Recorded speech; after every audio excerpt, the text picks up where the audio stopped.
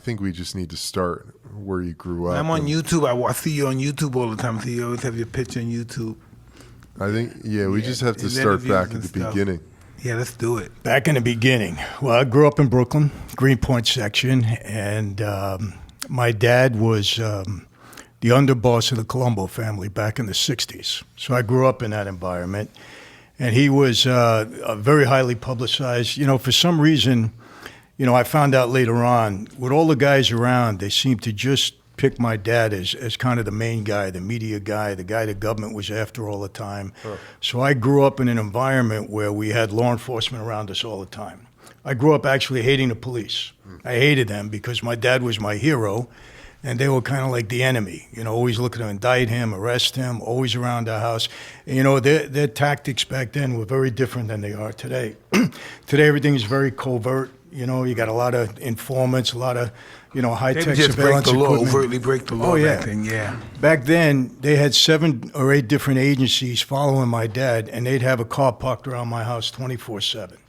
So wherever we went, I was one of 7 kids. We had a parade of law enforcement vehicles following us.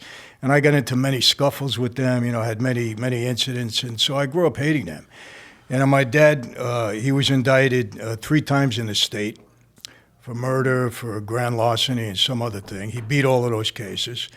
But then in '66, they indicted him in federal court for masterminding a nationwide string of bank robberies. Convicted and sentenced to 50 years. It was the longest sentence for a bank robbery conspiracy case ever given up to that point.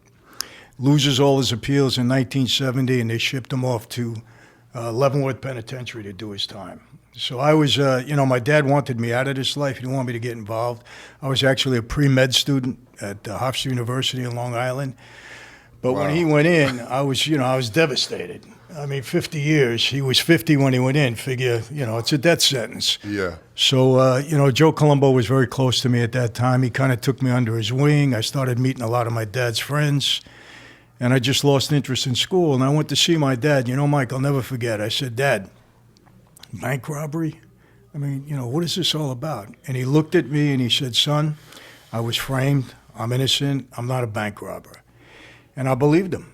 And until this day, I'm telling you, my dad did 40 years on that sentence. And he did it for a crime he didn't convict. My dad was no bank robber.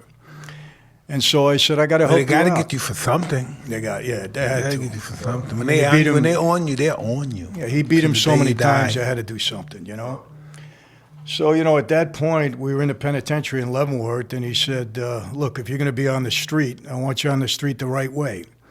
And it was at that point that he proposed me for membership in the family. And that's how things kind of started for me. Wow. Now,